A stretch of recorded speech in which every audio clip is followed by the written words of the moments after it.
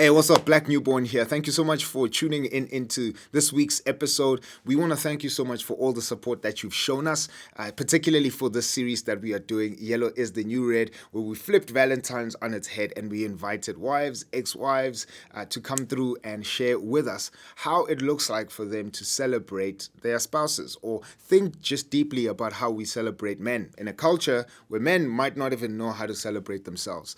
So thank you so much for that. But we want to also just apologize for all the sound issues that we've been experiencing, particularly for this season. We have tried new things and we're trying to experiment, and we just want to apologize for the inconvenience, especially for those of you who are listening to this episode. But we want you to be encouraged to know that the content has been life-giving, it's been transformative, and thank you so much for all your feedback. And this current episode is no different. It's definitely going to impact your life, your marriage, your relationship, and how you see the world. So stay tuned. Make sure that you're also leaving your comment at the end, because we'd love to engage you. So thank you so much for your patience. We'll see you on the flip side of this. There are parts of me which remember the disappointment that I would feel if my dad said he's coming to pick us up and then he's a no-show, right? And at the time when, your mom's explaining and she's picking up the pieces, it's sort of okay. But later on in life, when you're starting to make decisions and disappoint other people, you don't even realize that that's something that you've learned from someone. My dad was 35 when he left us. So I was freaked out leading up to my 35th birthday. Because again, my dad is hero, present in every respect, financially, emotionally, spiritually, he's there. And so now I'm getting to 30, I'm freaking out. I am like, clearly something happens with men in my family. When we turn 35, we snap. Legally speaking, you should not divorce, because one of the reasons for divorce that we give the court is that the marriage has irretrievably broken down. In that A, B, C, D has taken place.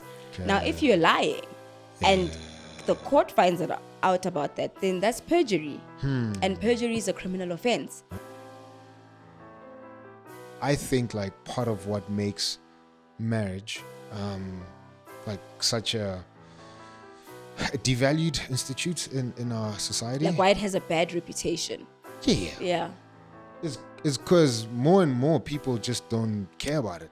No, more and more people have options. Hey, what's up?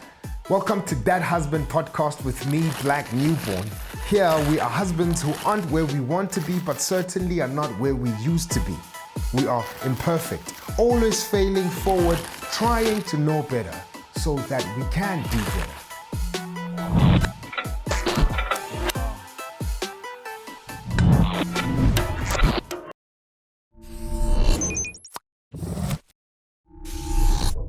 Hey, what's up? Welcome to That Husband Podcast with me, Black Newborn. This is where husbands try to know better so that we can do better.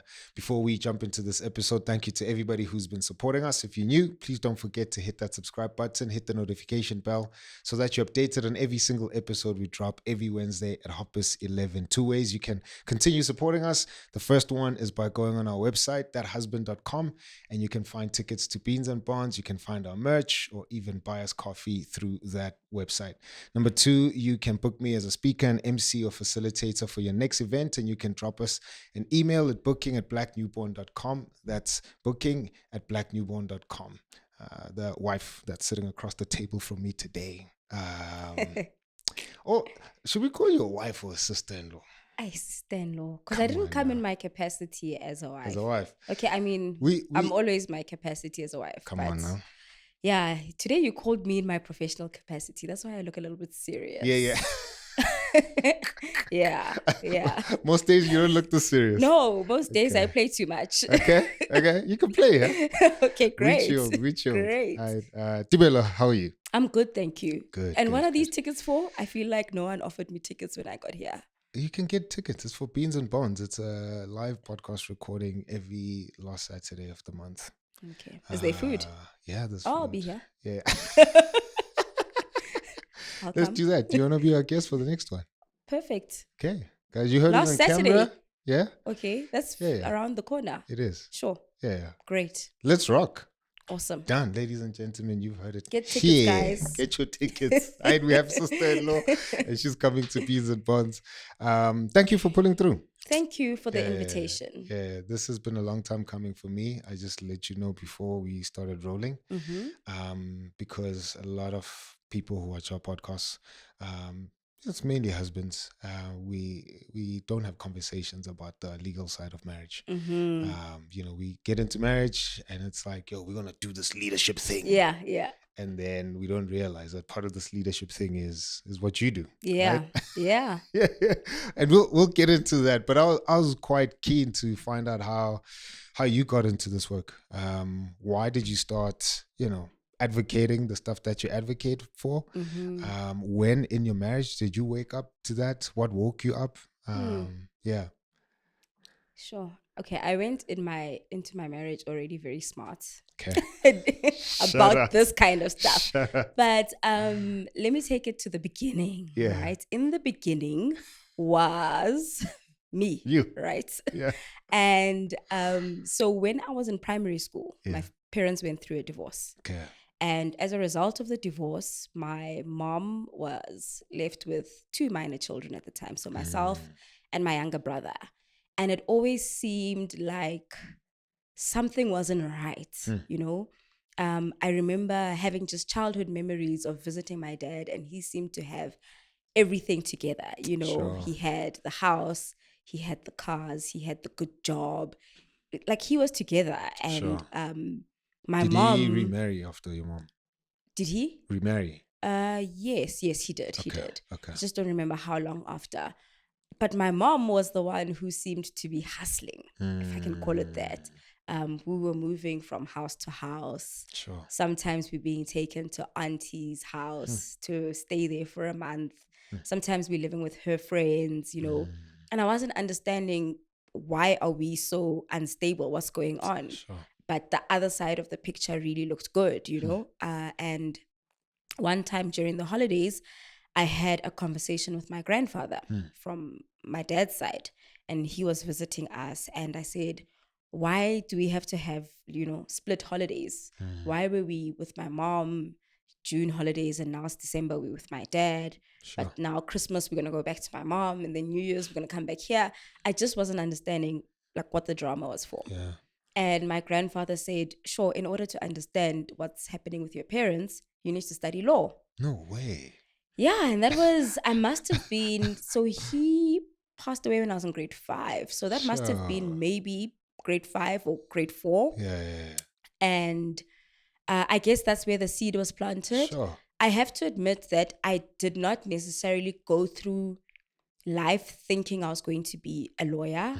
But I did always find myself just being very fond of those kind of series, like Boston Legal and Law and Order. Legally Blonde, Law and Order. I really, really was. I liked that kind of stuff. Okay. So when I got into high school, I started knowing that I actually want to pursue journalism, but not traditional journalism. I wanted to do investigative journalism. I wanted to be Deborah Potter. Come on now. I don't know if you watched Third Degree. All of us wanted to be Deborah. Come on now. So I saw myself in that seat and I was like, this is what I want to do. She was cold. She was brilliant. Stone. She was amazing. She was next level. So, and what she wanted to do was get to the bottom of things, right? Sure. She wanted the truth. She was a voice for the voiceless. She represented the minority, and she really just wanted justice. And I guess that's what I've always wanted as well. So I wanted to know the truth. I wanted to know why things work a certain way. Whose fault is it? Hold people accountable and get justice. Yeah. So when it came to varsity applications, I wasn't sure how to explain to my mom what I wanted to do. So I said to her, no, I want to be on TV. Sure. And she literally said, oh, Onyakabamba Generations. And I was like, no. And I don't know why at the time I didn't say, no, not like that. I want to be like Deborah Potter, because she also used to watch Third Degree. Sure. So then she was like, no, you're not going to study film and television and all of that. Wise decision by your mom. Tell her. And she said, why don't you make that a second option? Sure. So I remember as I was applying, I put law first, and then I put journalism second, Sure. and then I put psychology third. Then someone's like, oh yeah, but psychology is very hectic with stats. And I was like, I don't want numbers. Nope. So that's how I then settled for law. And for me, one of the most affirming moments were very early in my degree. Sure. Actually, day one. Why did you put law first instead of journalism? Because my mom had made it seem like So your mom by said, TV, I'm saying, and I'm like, no, I don't want her to. And she was going to view the application. She was going to pay for it, right? So I don't want her reading it and be like, nobody sort of know what's going on, so I put law at the top. I mean, she helped me. Okay. And the first day I got into the lecture, the lecturer was just busy with different aspects of the law. She was explaining some of the interesting things about the law. Sure. And one of the first things she said, she was not the family law lecturer, but she spoke about divorce specifically. And I was like, that's interesting. Sure. And then the way she was explaining the whole in community of property and out of community of property. Yeah, just looking back, it was just literally my grandfather showing me that you are in the right place. Because what are the chances that on the first day they touch on the very thing that I had touched on back in the day? Yeah. So that's how I got here. That's part of the story of how I got to the work that I'm doing today. That's incredible. I'd want to hear the rest of the story. But before, I'm a child of divorce as well. And yeah, for me, the effects of divorce didn't register. Yeah. Until I got married. Right. Okay. Yeah. So my parents got separated when I was 15. And then, it was like a very weird situation for 4 years after that, 4 to 5 years. So they were separated, but like my dad was in and out of our lives. He'd come in like in the evening, I don't know, to drop bread or something, and leave. I'd see that my mom is like in a very tight spot, but I just thought, because my parents were like good together, like solidly good together for the first 15 years of my life. Yeah, that's a long time. Yeah, like proper good, They got you used to the setup. At least with mine, they didn't lie. They were like, yeah. they were like, they told you straight out. Yeah.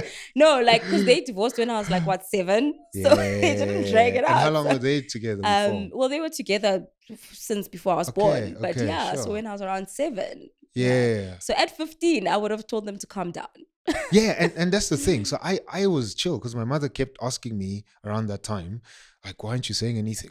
I'm like, man, you guys will sort this thing out. Like, like I've seen you fight and you sort things out. Yeah. Like, you've always been good and you've led me in. Whenever you've had like difficulties, obviously age appropriate, and I'm like, you'll sort this thing out. But this was a long stretch. I'm like, you guys are not sorting this thing out. Sure. It's 1 year, 2 years, 3 years, 4 years. I get to varsity, and I think my mother was just fed up, and she was like we need to kind of put a conclusion to this thing. So let's actually just get a divorce, right?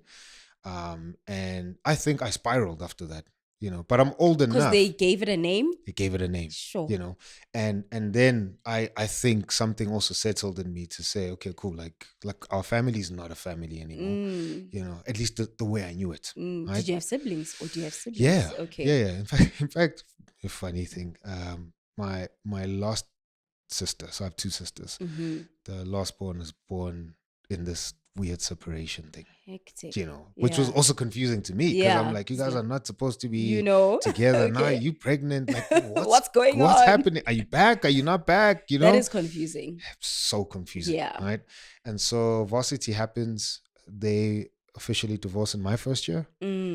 I think part of why my varsity years were just hell was because of that. Like the very thing that I was tethered to, which was my family, and I'm like, I found my identity from there. That was my springboard from which I was launched. I'd walk into a room with confidence because I know my parents were there. When that was shattered, I was like, You're incomplete. Who am I? That is very Who hectic. am I? Right? Yeah. And so that's hectic. I never thought of it like that. That you actually, at that age, you obviously now have to redefine yourself. Yeah. Yeah. But I don't have in this instance, my dad, who was my mentor, hero, coach, Mm. I don't have him to say, okay, don't reinvent yourself in a very clumsy way. Yeah, this is what to This is do. exactly, Okay. So now I'm like bumping against everything and everyone because I don't know who I am, and I'm super clumsy. I'm breaking girls' hearts. I am like experimenting with stupid things. Mm. I'm just trying to find something to hold on to, Hmm. And then I think that realization that, man, like I think I'm just mourning my parents' divorce because it's like a death, hit me second year of my marriage. And we probably You know? didn't know that we could talk about it back No, then, right? no, So you didn't think that this is something that you can talk about to your friends or not at all. other relatives or Yeah, whatever. not at all. Even when my So mom that was makes it like lonely. so lonely. Yeah. All of that to ask you, like, what you had siblings when your parents Yeah. divorced, and now you running through figuring this thing out. I want to understand my parents' divorce. Yeah, but you only realize later in life that you acted a certain way. Obviously you didn't have a name for it back then. There are parts of me which remember the disappointment that I would feel if my dad said he's coming to pick us up and then he's a no-show, right? Sure. And at the time when, your mom's explaining and she's picking up the pieces, it's sort of okay. But later on in life, when you're starting to make decisions and disappoint other people, you don't even realize that that's something that you've learned from someone. Sure. The whole not showing up when you say you'll show up, you almost justify it and say, oh, but I had this, but I had that, because you grew up with your dad not coming and saying, oh, sorry, I had work, oh, I had this, oh, I had that, Sure. And you end up making excuses about everything. And for a long time, I was that way. I would either be incredibly late or not show up and just be like, that's okay, I'll just say I had this going on. Sure. And that will make everything okay. And it doesn't. No, yeah. not at all. So you pick up on some of these things without even realizing that it is a response to some sort of trauma. Yeah. So first year now, you're in the lecture hall. They speaking about divorce. Does it settle in you that finally I can make sense of this confusing time? Yeah. Yeah. First year for me was a very, it was rocky. So I fell pregnant during my first year. So I was around Crazy. 19, Sure. right? And I love pitching it this way because no, I was not promiscuous, but no, I just didn't have guidance. Why would people assume Because people that? are always like, that was very young. Why were you so busy? I'm like, what? I'm Why in would varsity. you say that? I'm You know? outside of home. We're going to do some stuff. Exactly. It's like your first year of freedom. Yeah. But also, I remember in recent years, I've been saying to my mom, I wish I had that kind of guidance. I wish I knew it was okay to talk to you when I first met a boy. And you probably would have been like, don't listen to boys, you know? Sure. Books before boys. Come on, type boys of thing. smell. you know? But I didn't think that I had that kind of relationship with my mom because my mom was always in survival mode. So I didn't think it was possible to bug her with trivial issues you of the the firstborn? day. Yes. Okay. And she was always in like survival mode. Like Yeah. the anxiety around month end and paying bills and where we're gonna live and where we're moving out to and are you gonna get to school and uniform, just the regular things that keep mothers or parents awake. She was going through that. Sure. Being in survival mode. So like coming to your mom and be like, I've got a crush on a boy. Like, come on. Like, I need to calm figure out down, how my you wanna sister. eat. Or, like Busy telling me about boys. Yeah. And sheesh. yeah, and so that happened. It was very rocky. Yeah. But I remember the conversation that I had with my mom at the time. She just said to me, do you want to carry on with school or do you want to like now work? What do you want to do? And I said, I want to carry on with school. And she said, if that's your decision, then I support you 100%. Wow. And she literally lived out that support. Wow. She Shout she outs took to my her. son, she raised him, she made sure that I never needed anything when I was in school or that my son never needed anything. She would force me to go out because she was like, the last thing I need is you clubbing with your son 20 years later because you missed out on the club, you know? So she would literally force me out of the house. I had a friend at the time who had a car, and she would literally call my friend and be like, please come fetch Tebello. Like, That's you guys funny. need to go out, you know? Sure. So she really, she raised my son. Yeah. Wow. She made what would have otherwise been a very unfortunate experience to be something that was beautiful. Man, like your mother's a hero. Absolutely. And I love how she values education. She, having gone through a divorce and gone back to school because she was a housewife, and gone back to school and gotten her degree after the divorce, just obviously made a fire burn in her. So she is 100% a fan of education. Shout outs to her. I matriculated with my mom. Ooh, lovely. Had she also been a housewife? Yeah. Sure. Yeah. So hey, man. She. Hey. You guys are scammers. Hey, why? Not all of us. Okay, fine. Sorry. I mean, you can't say that of your husband. Yeah, wait. Oh, how? Fine. I hear you. So I mean, she had me when she was 15. Mm-hmm. And continued at school, was also very shaky. Eventually my dad was like, just stay at home. So she stayed at home. And then when I was matriculating, she was like, heck no. It had already been like 3-4 years after the initial breakup with your dad. When she was matriculating. When you were in matric with her. Yeah. All right. So it was grade 9, that's when they separated, and then 3-4 years. 10, 11, 12, so how old was she when she went through the divorce? Oh, so she must 30. Yeah. Yeah, because she's 15 years older than me. So when I think of how old my mom was when she got divorced, she was 33. Wow. And I think about how I was when I was 33. I was still a baby. Come on now. I'm just trying to, I always just say, no, what? Like, parents have been through a lot. They've been through a lot. That, it sobers you up. It sobers me up because I'm like, because one day I woke up and I was 33 and I was like, I'm like, this is the age my mom was when she went through a divorce. Yeah. And now I see, and so many things make sense. So many things make sense that it made me somehow forgive her. Yes. Because she wasn't doing any of, she wasn't frustrated at us. And I'd always think she's so short-term. I'd be like, baby girl, heal, you know? Yeah. But I understand that it was just frustrating. She was trying her hardest. Sure. Yeah. I mean, we're exchanging notes. My dad was 35 when he left us. So I was freaked out leading up to my 35th birthday.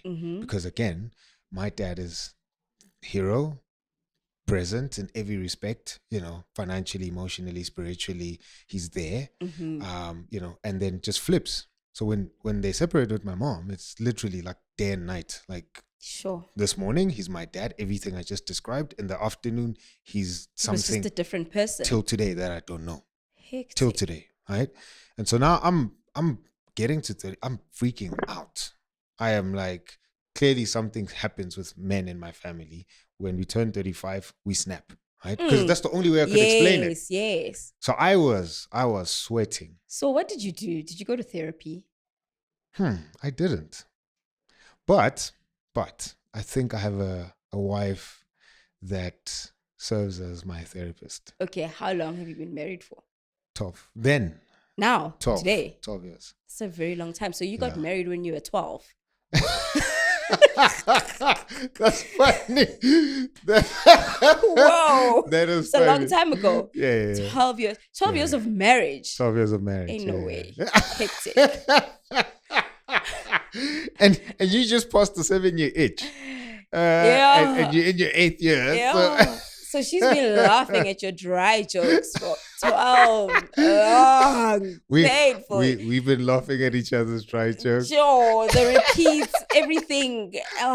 She knows the same story of what happened in grade 5 after school. But each time she has to act like it's new and be like, oh yes, then your teacher gave you a star. Here's the dope thing about marriage and being married that long is all those stories, like we leave out details. Yeah. And so now And every year there's yeah. something that you also remember. Yes. I love so that. then we can like relive that together. Because she Yeah. was like, oh, it's that teacher and thing. Yeah. Yeah. Oh, but I didn't tell you that she had this kind of car. Oh my Or goodness. her husband was like this. You know yes, what I mean? the detail starts. Yeah. The picture starts getting more and more colorful. Clearer. Yeah. I love that. So anyway, I totally enjoy marriage. I wish I was born married. Hectic. Yeah. You were 12. Yeah. 12, you got, it's the same thing. The running joke in my house is that I got married in grade 2 because I went to a school where we didn't say we were dating. We got married. So if I had a girlfriend, she was my wife in grade 2, you know? And okay, but did you and your wife meet in school? We met in varsity. In varsity. Yeah. So we met in varsity. So she met you when you were a wrecking ball. She loves you. But we were friends. She loves you. We were friends. And we only we got together 5 years after. Okay. Yeah. And who had friend zoned who first? No, we like mutually. We were like just friends. The thought of dating was disgusting. Okay. Like when people were like, "You guys look cool together," we'd be like, "No, vomit. We friends." So much so that she was gonna be my best woman.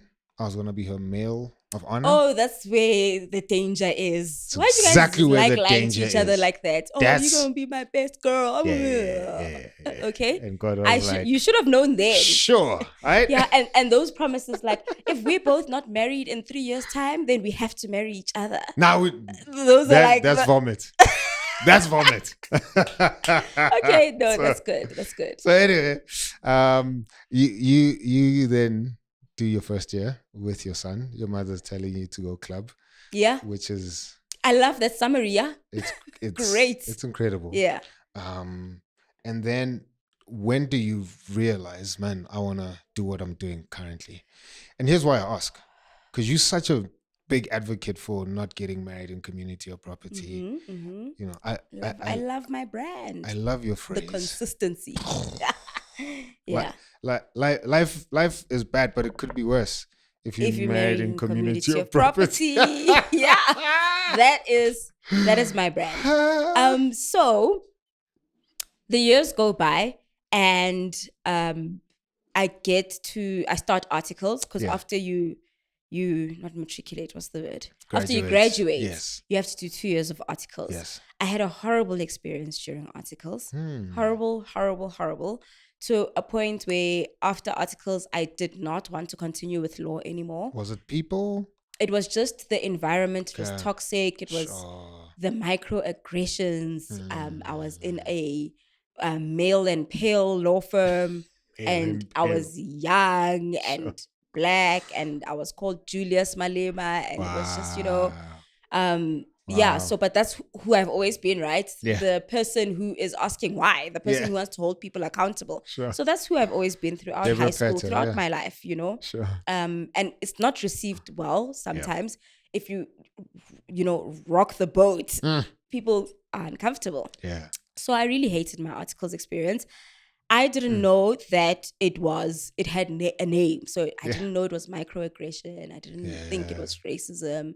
I didn't think it was a toxic environment. Sure. I just didn't know what to call it. And I didn't think that there was also some sort of mental health implications, because we were not talking about that back then. Sure. We weren't addressing mental health wellness or awareness. And we also just come into an environment where it's, but things have always been done that way, And when you don't question things, then obviously there isn't going to be any change. Yep. Anyway, fast forward, I finish articles and I'm like, I don't even want to do this law thing. Funny enough, though, I then register a company that specializes in intellectual property, right? And this is soon after articles. I then teach myself everything. Well, during articles, I had already been doing intellectual property, but then after that, I just continue really just reading up, and because now I'm servicing real people, right? And I'm the boss. So I need to know what I'm doing. Sure. So I basically just taught myself all of that. And then one day, one of my clients says she was going through a child maintenance thing. Yeah. And she says, what's my knowledge around child maintenance? And I let her know. And afterwards she's like, oh, okay, thank you. So how are you going to bill me for this? And I thought, no, I can't bill you for you asking a question that I don't think you should be paying for. Then that same week, I started a blog called Sister-in-Law. And that was because my family had always just dubbed me sister-in-law, right?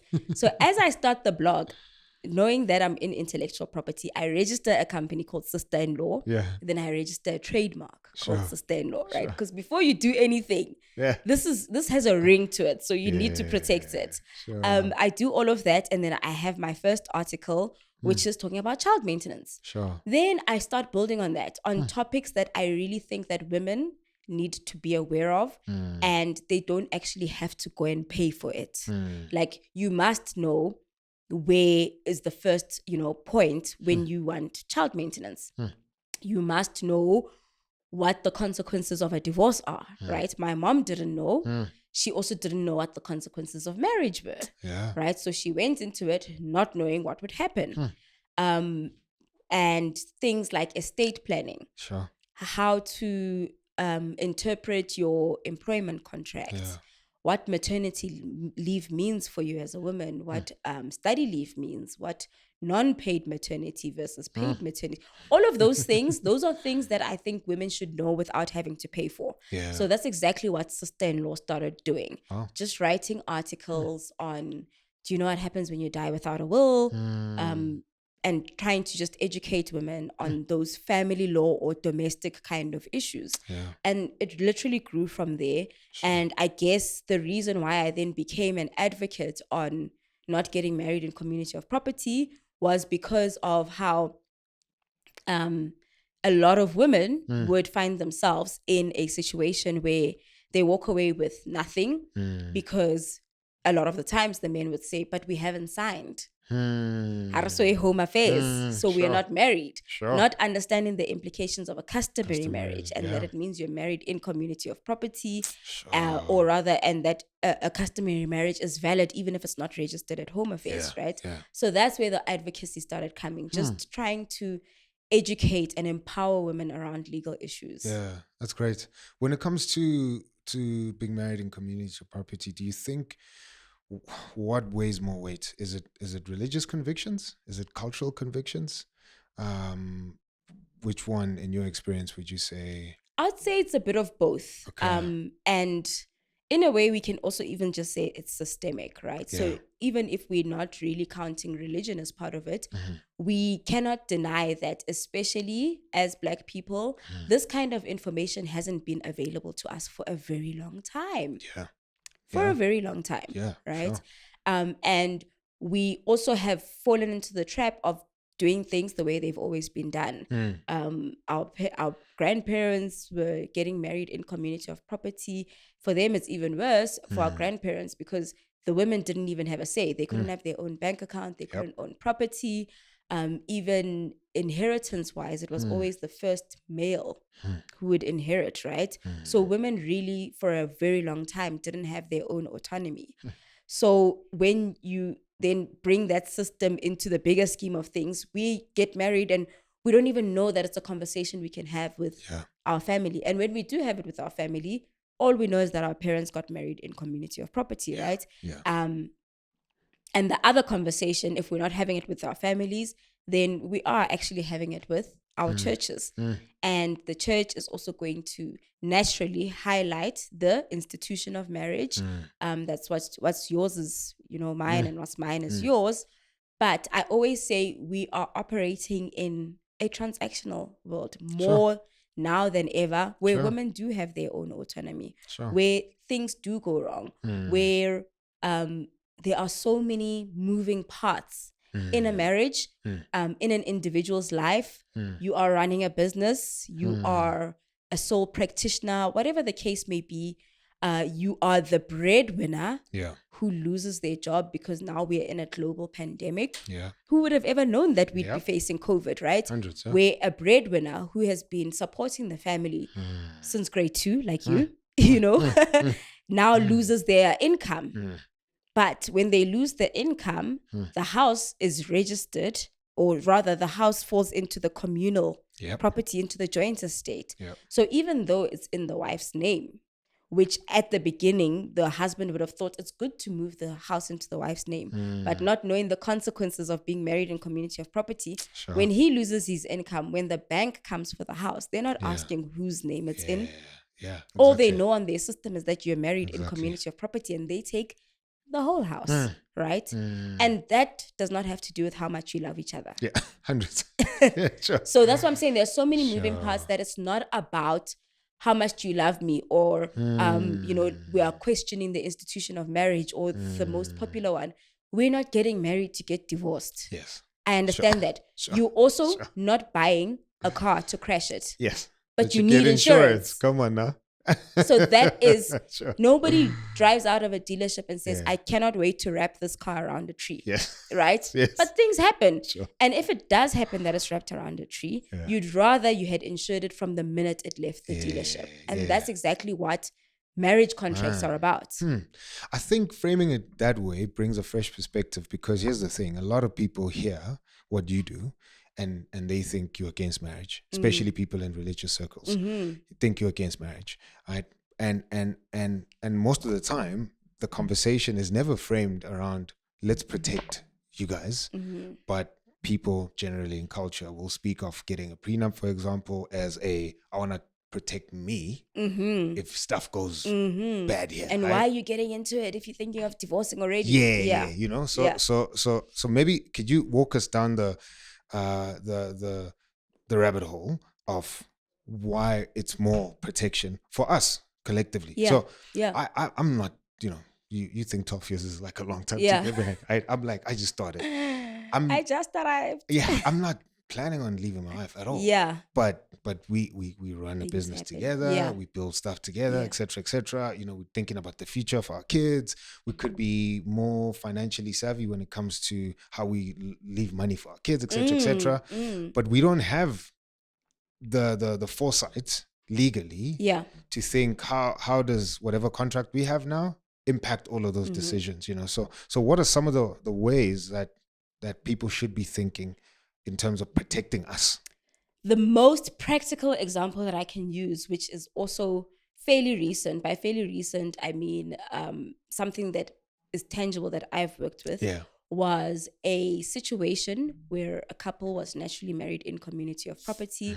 The husband had been the provider for years, and he was a businessman, and there was no doubt about his ability to provide. Then during COVID, they got into a PPE agreement where him and the partner actually, because the company wasn't able to show liquidity or whatever, they then signed themselves as surety, right? And when you sign yourself as surety, it means that if the business is not able to pay for this loan, in my personal capacity, I'll pay for it, right? But when you do that, you're also implicating the joint estate, the in community of property, right? When you do that. Mind you, most surety agreements also need to be co-signed. Well, when you're married in community of property, it must be co-signed by your wife. So not knowing what she's signing, because when your husband comes and says, oh, baby, sign this, it's a business thing. You signed. You're also not going to read, because why are you going to be questioning your husband? It's a business thing and he's been providing for years, so it's fine. Fast forward, the last shipment that they got for the PPE coincided with when the president then relaxed the PPE rules. So there was no longer wearing masks. So there was no need for like full PPE when you go to funerals and when you're in a public place, you don't have to wear masks. And they were rolling out that whole let's go back to normal thing. And restaurants were now saying you can come in even if you don't have a mask. Now, they are stuck with literally a container full of this. And now a business loan, which cannot be paid by the business and is going to be paid by the two business partners who have both signed as sureties. So not only is their business affected, but now home is affected. And they lost everything. And there's no way to come back from that, because when you lose everything to that extent, you are then technically insolvent. Other creditors come along. So whether you've got a cell phone contract or you've got your car's financed, other creditors then come along. If you cannot sustain that, then they file for what is called sequestration. And once they sequestrate you as an individual, if you're married in community of property, that affects the joint estate. So do you see that no matter how much we love each other, in that scenario, there's nothing that we can do for each other. Whereas if we had separated our estates, I can then say, at least I've got this. I'm not going to be affected by the sequestration. At least I can, and those kind of things also affect your profile. If you've been sequestrated, you can't hold directorship in certain roles. There are certain institutions that won't even hire you. So if you're looking for a role in a bank, for example, or any facility giving organization, financial services provider, you cannot get a job. And imagine if you graduated as, I don't know, an accountant or whatever, financial planner, anything. You can't get a job. Done. Man, that is hard. That is hard. How do you come back from that? So it's not about, why are you trying to protect you? Why are you trying to, it's, let's give us a trying chance. In the event that third parties or other moving parts of us as individuals, if those other moving parts win, let's try and also just be protected. That's great. Thanks for that. That's very clear. The first time I heard of people, moving from community or property and I think getting a prenup, you'll correct me here. Well, I was listening to Metro FM and Tebello was on there. And like, this is Tebello Nyora.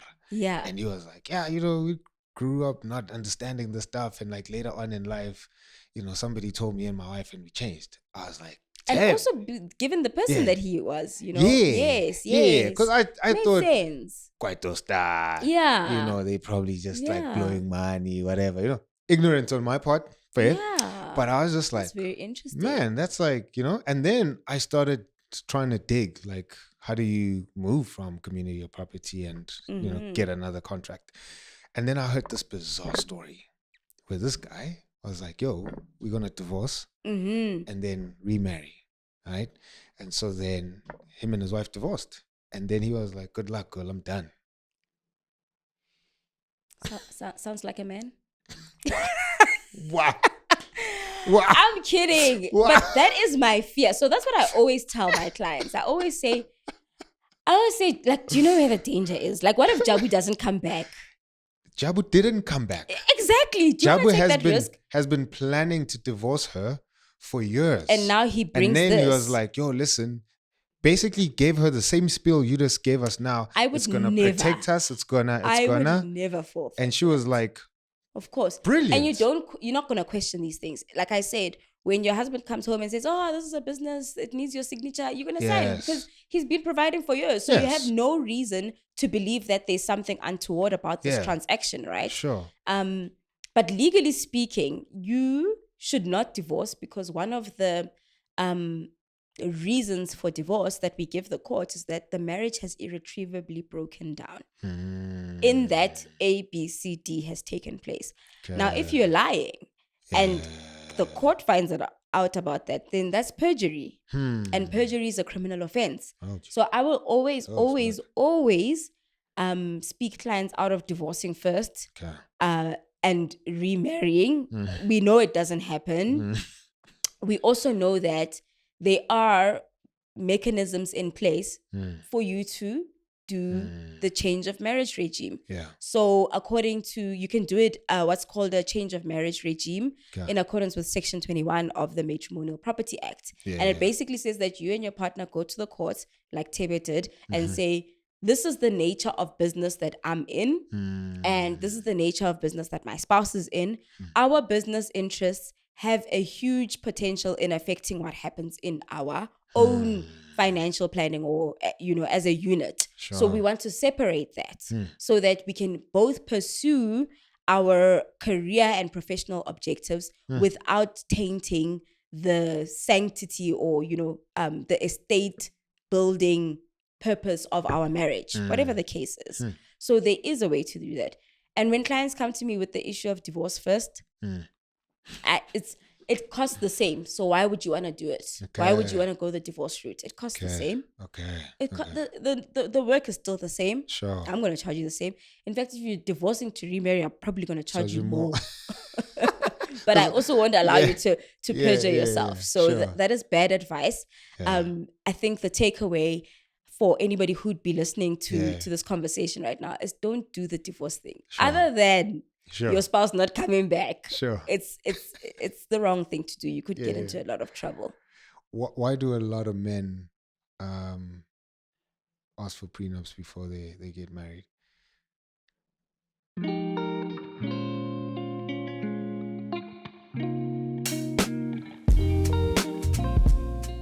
Hey, what's up? Black Newborn here. Beans and Bonds is happening this coming Saturday, the 28th of February at Christchurch Midrand. Doors open at 9:30 and we sharply start at 10. So make sure that you have bought your tickets. That's how you can enter into the room. How do you buy your tickets? Go to thathusband.com. Thathusband.com.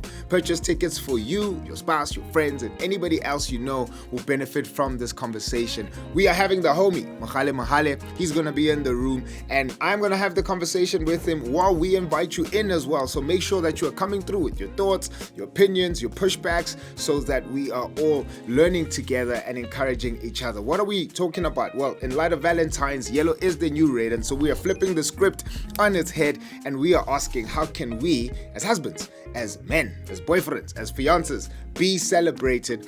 What's the equivalent of buying flowers for us? What is the equivalent of randomly stopping somewhere to buy us chocolate? We don't want ties, we don't want socks. We want to actually get into the mud of it. How do we get celebrated? And another thing we're also exploring is, maybe as men, we don't know how to be celebrated because we don't speak or even know how to celebrate each other. So man, all of this is going to be unpacked in the room. So make sure that you have bought your tickets and you are coming through. It's going to be such an incredible time. So come through this coming Saturday, 28th of February at Christchurch Midrand. 9:30 we open, 10 o'clock we start, and we want to finish at 1 so that you can have the rest of your Saturday. All right, pull through thathusband.com. That's where you'll find your tickets. See you this coming Saturday. All right, peace.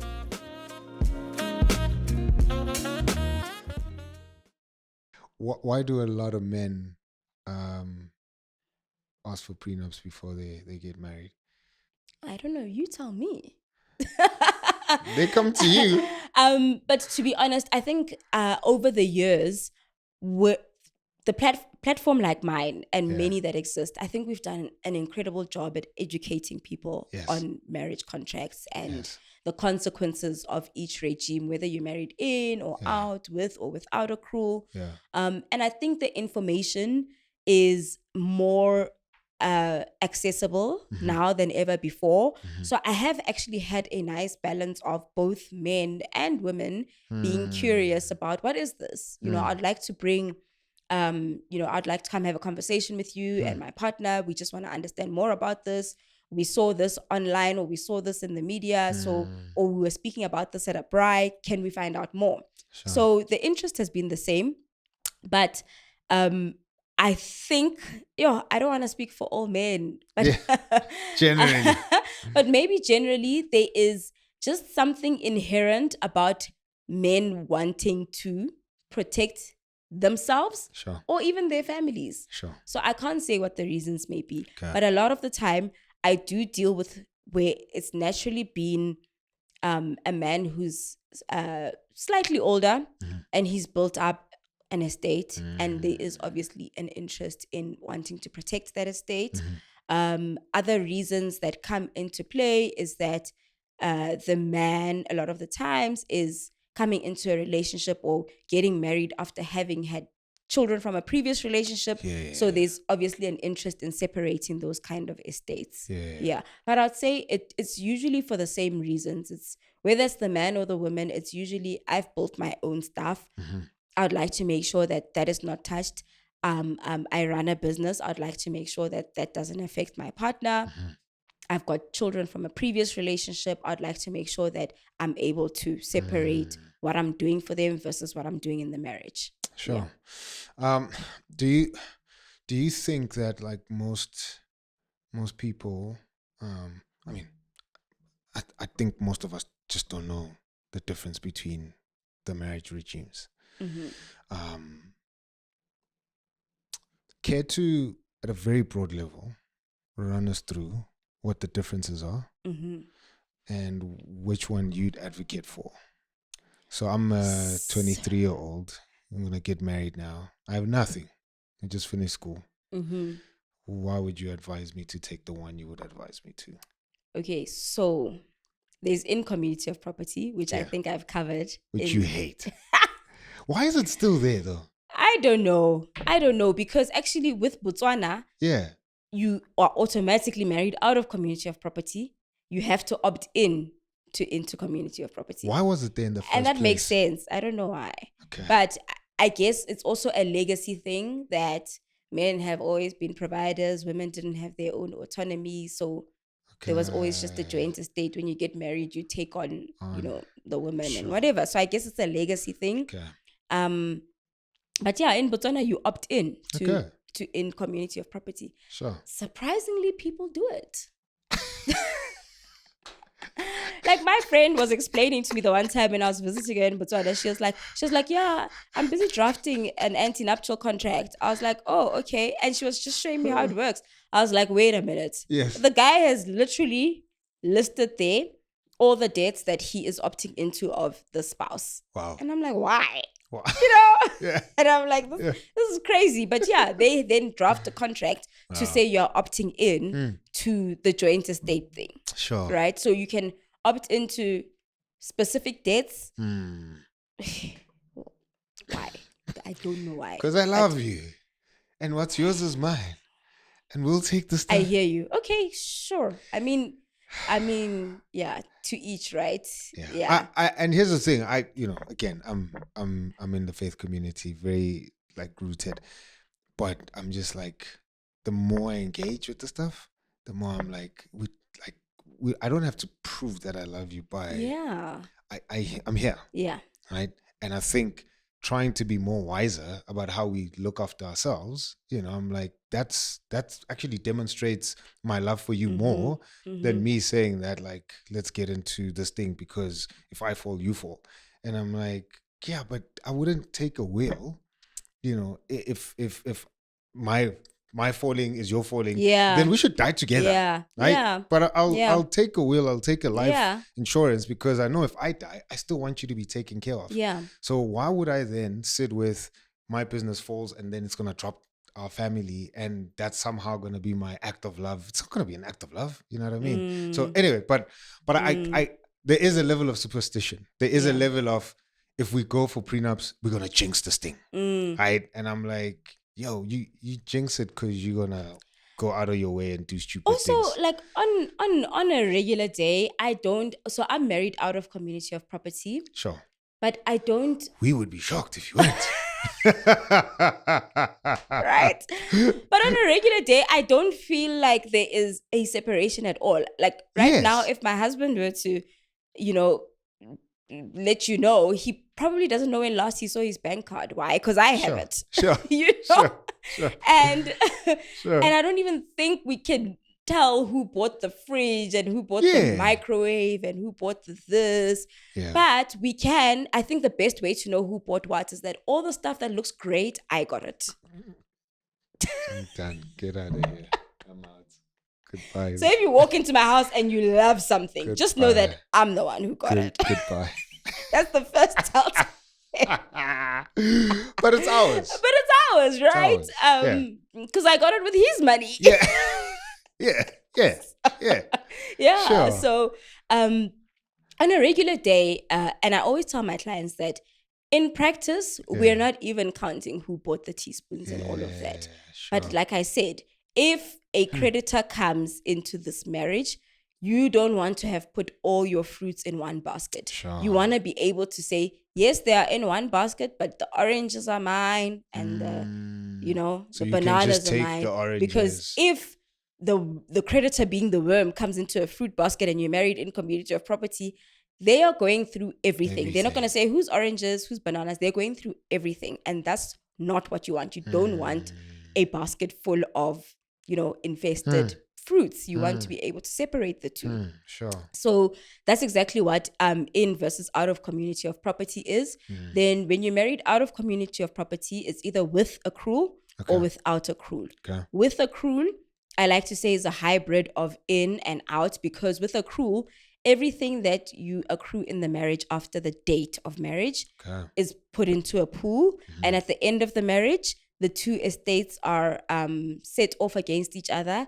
And the party whose estate has shown the least growth in value will then be able to share with will then be able to claim from the party whose estate has shown the most growth. Okay. So the simplest example is, if at the end of the marriage, spouse A has R1 million worth of assets, or their estate is worth R1 million, and spouse number 2, their estate is worth 700,000, the 300K is what they're going to split 50-50. I see. Okay. Then everyone retains autonomy over their separate estates, and you're also not liable for each other's debts.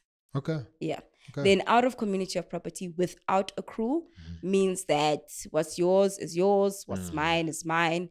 When we leave the marriage, then you take what's yours, I take what's mine, and we're not splitting anything. Yeah, sure. Yeah. Okay.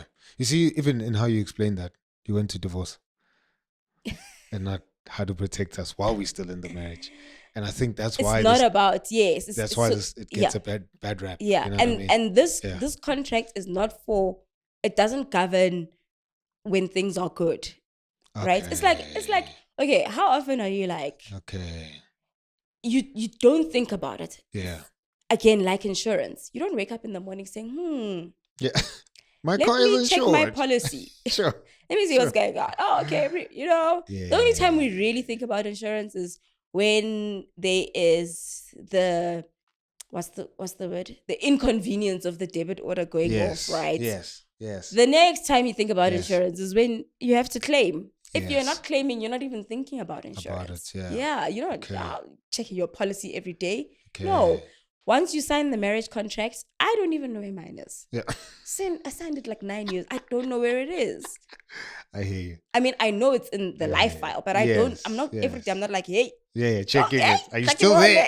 Yeah. You know? Sure. So you don't work like that on a regular fair. day. That's fair. No, I hear you. Okay, thanks for that. A clarification again. I'm probably still going to look for more examples out of besides divorce. that the stuff okay, so forms. I mean, death or divorce, right? Okay. So there's only 2 ways that a marriage can be terminated: death or divorce. Yes. Yeah, I think the only reason why I've really placed emphasis on divorce is because at that time, both of us are like alive, and we both get to live the after effects of that kind of termination.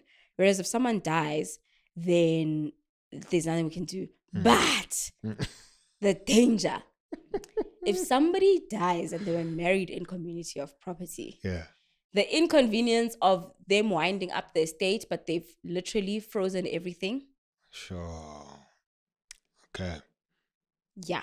Okay. Yeah.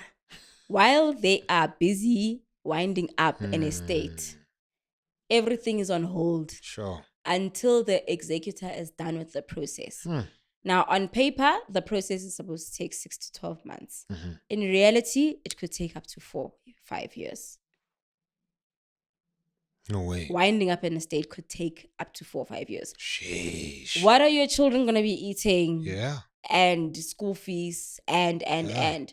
Because eventually, if there is a life policy, you might find that the life policy was specifically taken out to pay off the house. So fine, the house is paid off. But what about school fees? What about groceries?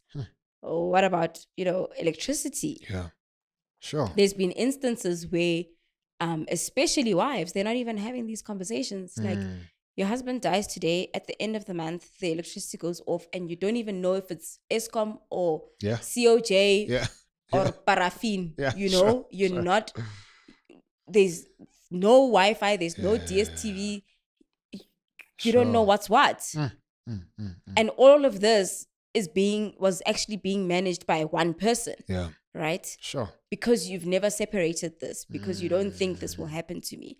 So there's also that, which, I mean, thank you, because we were so focusing on divorce that the reality of death as well. Yeah. The reality of your spouse not having disclosed the extent of their debts, Yeah. and when they die, Yeah. that affects the joint estate. Sure. The reality of your spouse not having disclosed other children that they have. I won't say which gender can hide kids from the other person, but there's a certain gender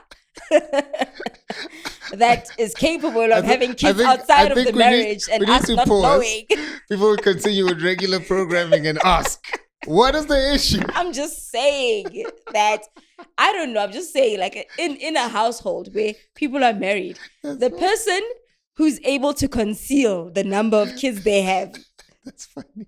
It's not the wife. If you think about it, right? I mean, she can't.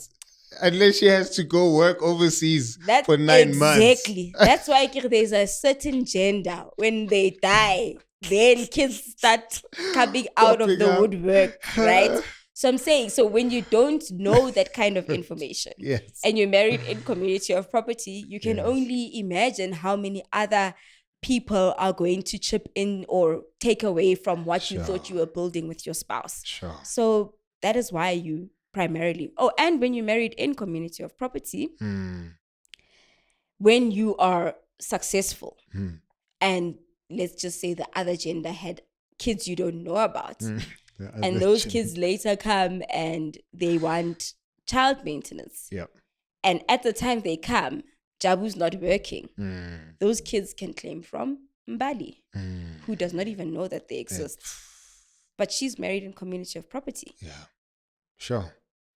Man, stop hating the other gender. I love them to bits. You have a son, you have a husband. I have a husband. See? I have a father who we've got a very good relationship with now, actually. Have you ever spoken about the divorce?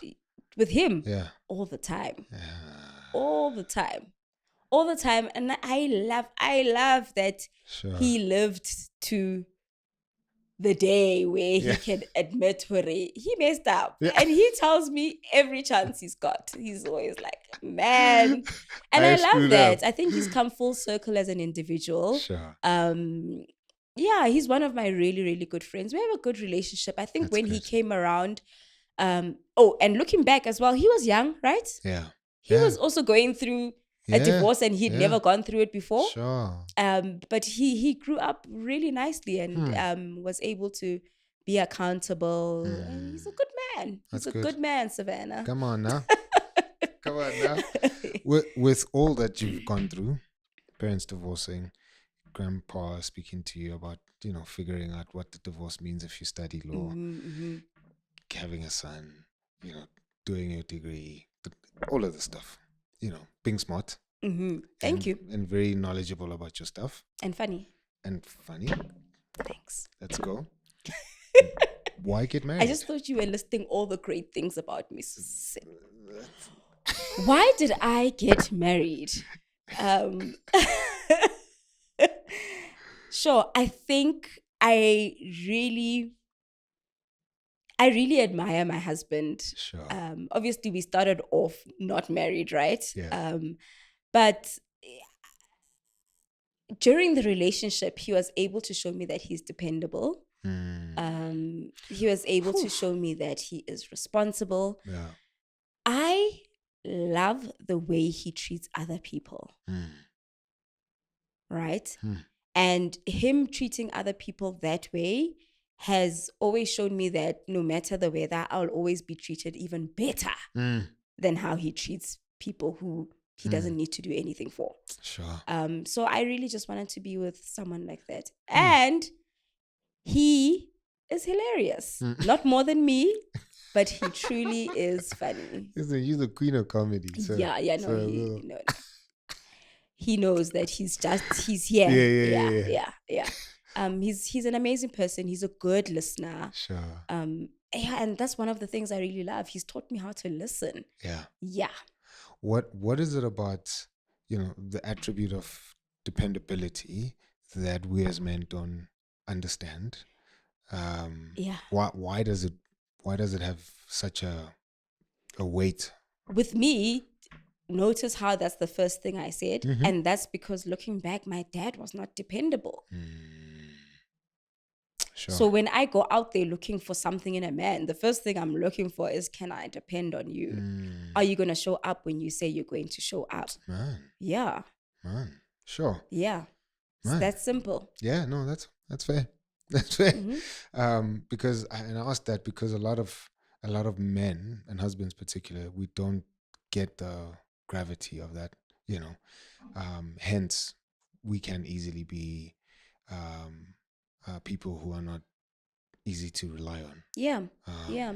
And it's not, it does not have to be in terms of, monetary. Yeah, Yeah. hundreds.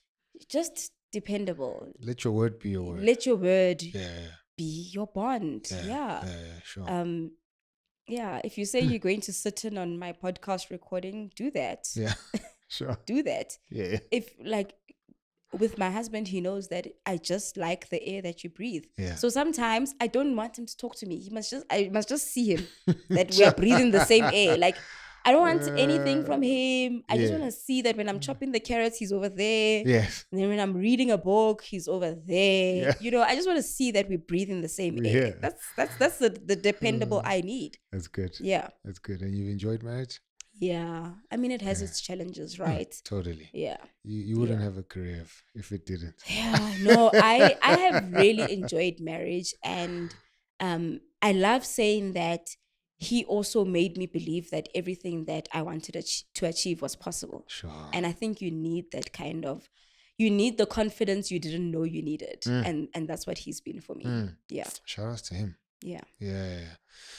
A lot of people would, and I've also kind of spoken about this at length, that, by the time we sit with you, and we like, yo, this thing has to end, we would normally come with either finances or sex as the issue. Mm-hmm. I argue that there's probably a lot of uncommunicated expectations. Absolutely. That we did not chat about before we said I do. And then they've just played themselves out, and we've had these two presenting issues, which is money and sex. Yeah. Have you found that in your experience as well? I think one of the things that ends up happening is, you're absolutely right, it's a communication thing. And the longer you tolerate something, the more it builds up. And one day that bill is going to be due. Right. And then what? Sure. And then what? Sure. So you want to definitely be in a position where you're communicating about things. But in the line of work that I do, it is always related to finances and extramarital affairs. Always, always. It's very, maybe there are a lot of components that we can attach, especially to the extramarital affair thing.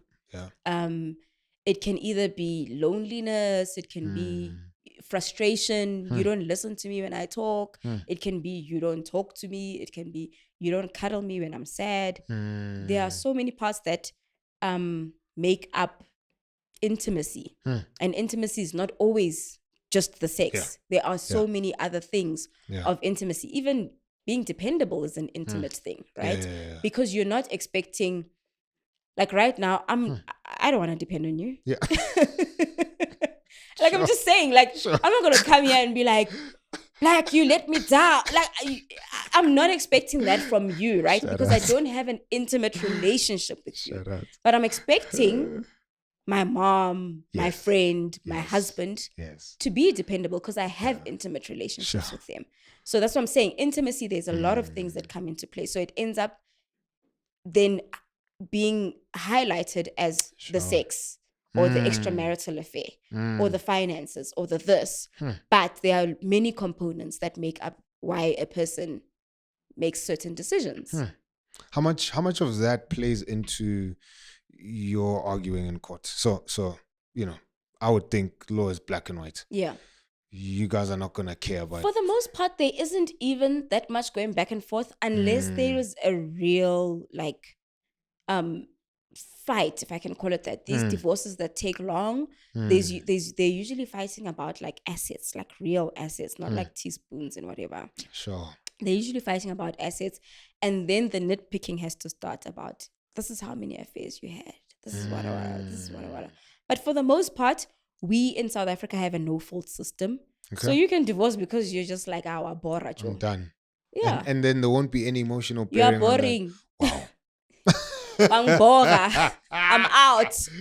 Bang bora. That's crazy. So I don't have to say you cheated on me. I don't have to say you're not giving me money. I don't have to say anything. I can just be like, I'm done. yo, I'm done. Yeah. His jokes are dry. I'm out. I'm out. That's it. We have a no-fault system. Wow. Irretrievable breakdown. We no longer share the same interests. That's it. Wow. The court will say, oh, okay. Sheesh. Yeah. Why do you think that is? That what? That people are boring. No. That even our legal system would be like, yo, we're not gonna. Because I mean, when we're done, we're done. So you think, so you want the court to come and tell Black how to love? No, Black, you must go back to your wife. Love her like this. No. Would that have happened 100 years ago? And here's why I'm asking, because I think like part of what makes marriage like such a devalued institute in our society. Like why it has a bad reputation. Yeah. Yeah. Is because more and more people just don't care about it. No, more and more people have options.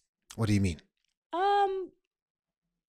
Remember, like I said earlier, back then you got married, but you were your husband's child. Okay. You literally depended on him. You did not have a bank account. You couldn't own property. You couldn't. You know, you had no voice. You literally depended on him. You had to be there. Sure. Now you're a chartered accountant. You're gonna stand up to a man bullying you. No. Sure. No. You have your own bank account. There was an article the other day that more and more single women are buying properties. Yeah. I have my own property. Sure. So why do you think people should get married? Then that's why I asked you why you got married. Great. What's great about it? I mean, like I said, well, for my own reasons, it's really nice not spending my own money all the time. It's refreshing. You had to go. Why wouldn't you want to spend someone else's money? Also, 2 incomes are better than 1. Sure. And it's just beautiful. If you're getting married for the right reasons, it's just beautiful. Yeah. But if you're getting married because I may as well, everyone's doing it, and you're really not understanding. One thing as well about marriage is that you also really have to know who you are. Yes. You have to be so confident about who you are that your partner won't actually really be able to have too much bearing over the quality of your day. You know, I don't know how to put it. Yeah, I hear you. But there are certain things that are annoying. Like, why did you leave your shoes out? Why didn't you close the cupboard? Why didn't you wipe the neck of the tomato sauce? The other day, my son was like, who even sees that the tomato sauce? Yeah. I'm like, I do. Why is this okay? Because he's like, why must I wipe the neck of the tomato sauce? It's disgusting, my boy. Because, you know, and I just thought, oh, is this where they start? Sure. Like they start as boys who were not listening to their moms, and they come into marriage and they're not wiping the neck of the tomato sauce. You know? So I was like, okay, I see now where it starts. But you just have to be confident in who you are so that if the shoes are left out, you're just like, okay, it's not going to determine the quality of my day. Sure. Yeah. Man. Yeah. But marriage is beautiful, and I really think it's up to this generation specifically. I think our generation has given marriage a bad rep. Yes. And it's really up to us to just make it wholesome again. Yeah. I really love that husband podcast. And I love that whole togetherness, the wholesome family content. On a Sundays are for lovers and family. I love that it's wholesome, and it's the great thing to do. It's a good thing to do. Marriage is good. Sure. But like any other relationship, it will have its challenges. It's hard I work. mean, we have challenges with our friends. Sometimes we have challenges with our siblings. It's not that we don't love them. It's just another day, another challenge. And that's what marriage is. And I think a little bit of what's the word? The bundles. A little bit of like tolerance, compassion. Yes. Sometimes it's very good to see something from the other person's perspective, because remember, before we were a unit, there are certain things that speak to us as individuals. He was raised in a family, so he is a really present and good dad because he grew up without a father. Sure. He does not know his father. Sure. And when he finally found siblings from his father's side, the father was already deceased. So he does not know the father at all. Sure. So he is 100% dad, you know? And then with me, I come from a divorced family. And I don't necessarily want to find myself being divorced. Sure. So I'm like 100% advocate for let's always look for the beauty in this, and where we do have challenges, let's talk them through. That's good. And let's see how we can repair it. Yeah. Speaking of challenges, what would be your top 5 married people? Don't do this because you're gonna end up in my office. As a man, don't withhold your bank card. I told you I play too much. That's good. But okay, let me rather talk about the do's, because the do's that have worked for me is you have to communicate. Sure. There's no way of not communicating. Yeah. The simplest way I can put it is that if you're driving behind a car and it turns without indicating, you're going to be frustrated because that driver hasn't communicated their intention. And it's the same thing for a marriage. If you're not talking about where to from here, you're going to be frustrated because you're going to clash into each other. Sure. Do not communicate. Oh, what else? Why is it important to give your wife your bank account? Because as women, like, I need men to understand that even if, and I know men like saying, but you've got money. I get it. I do have money. Yes. But yours is delicious. Yes. Yeah. Yes. So There's continue. a different taste. It's different. It just hits different, you know? But please communicate. Sure. Be present. Yeah. And it's not physical. Yeah. Be present even if you're working overseas. Check in on your wife. I mean, on the days that hubby's traveling for work or whatever, he's going to call and check in. Oh, sure. Just that. I mean, he was not physically with us, but he checked in, you know? So check in, be compassionate and considerate, hold hands. There's just something so reassuring about your hand being held. And sometimes it happens at the time where you're going through your own internal, turmoil, and someone holds your hand and you just feel like, oh, this is not so bad after all, you know? Sure. I don't think I have more. That's good. So definitely communicate. Yeah. Because communication is going to let us know what isn't working. So if it's the finances, if it's the intimacy, if it's the you not showing up, if it's things not going well at work, if it's things that you don't like in the house, if it is, I used to give my husband spaghetti. One day he said, I hate spaghetti. I grew up with spaghetti being my favorite meal. My mom used to make the most amazing spaghetti, and I really liked the whole slurping, you know?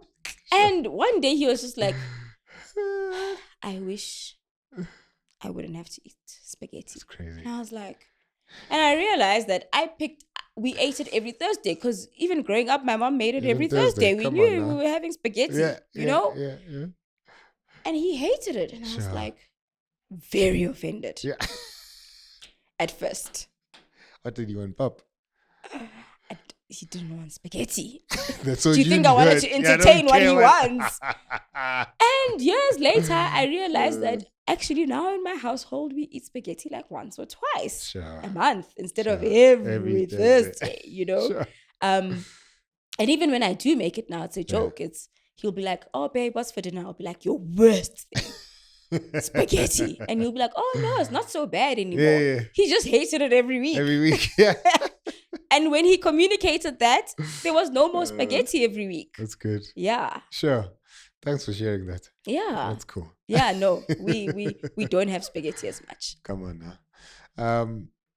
Speaking to pastors, why would you say it's important as part of their marriage counseling process that they have a week, 2 weeks, even a month of what you do?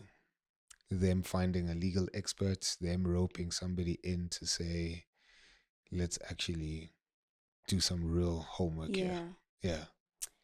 I really like this generation of pastors because they're so woke. Sure.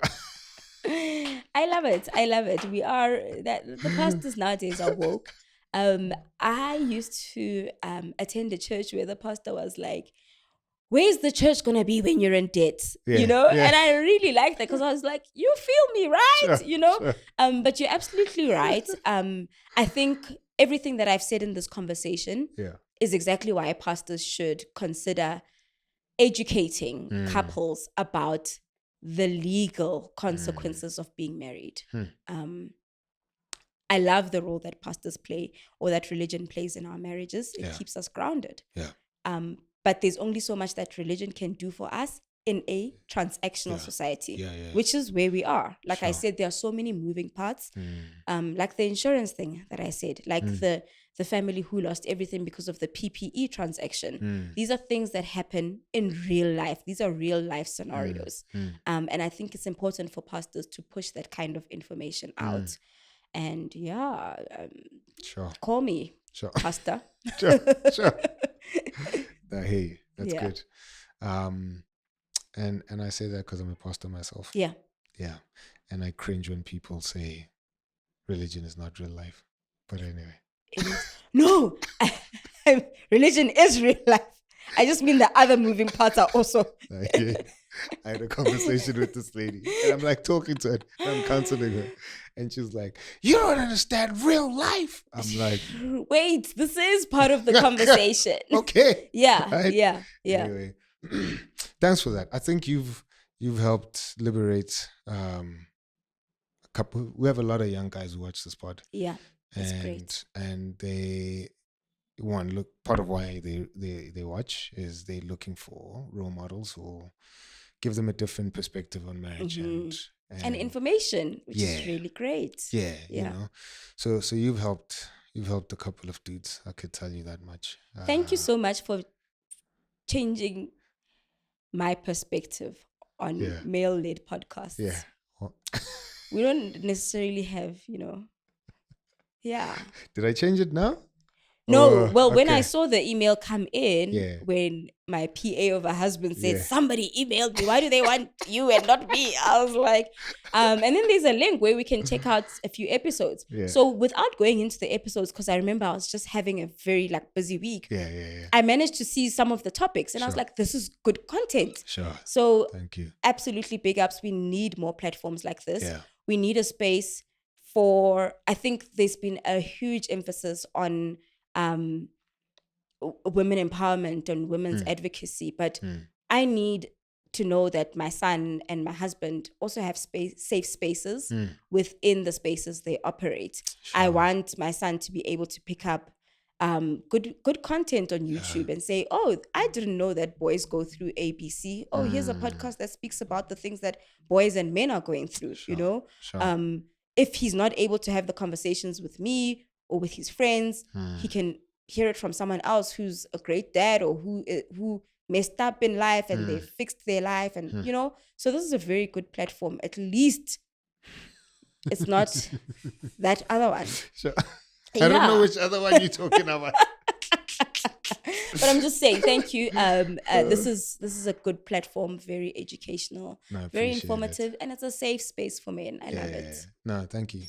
So what we're doing in Feb, I told you earlier, is we're flipping the script and we get wives and women to come on the pod. And part of what we're doing is asking wives to celebrate their husbands. Because Feb is, historically known to be a month where we focus on you. It's a scam, right? Yeah. Sure. It is a scam. Part of the scam, yes. So in closing, what do you do to celebrate? Buy him socks.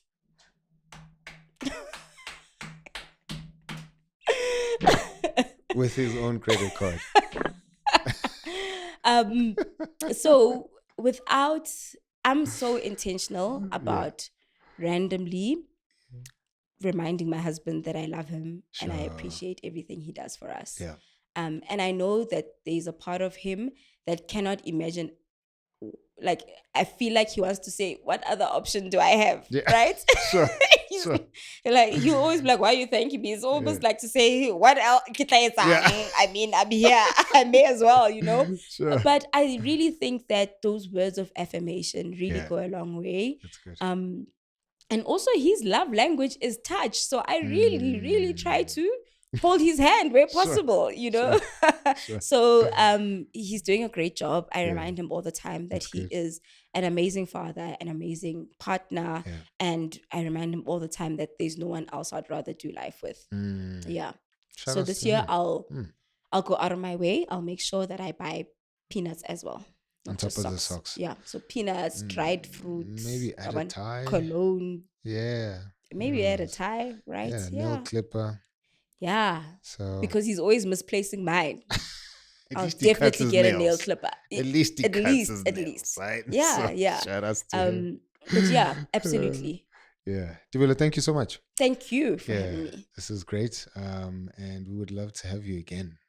Yeah, you said I'm coming to Beans and Pods, right? Beans and Bonds, you definitely come. Beans and Bonds. Yeah. Oh, not Pods. So beans, coffee beans, and bonds, connections. Yeah. Okay, So I'll be there. let's rock it. Awesome. Dope. Ladies and gentlemen, thank you so much for tuning in. Do not forget to leave a comment. Let us know what you want us to double tap on. You might have more questions. We will definitely link her channel and all the other amazing things that she does. But man, please have a conversation with your future spouse. If you're married and you're married in community or property, I don't have beef with it. You might have your reasons. But I think it was pretty clear that there's other ways that you can do this thing without thinking that you hate each other, right? But for me and the team, we'll see you next week, Wednesday, 11:30. Peace.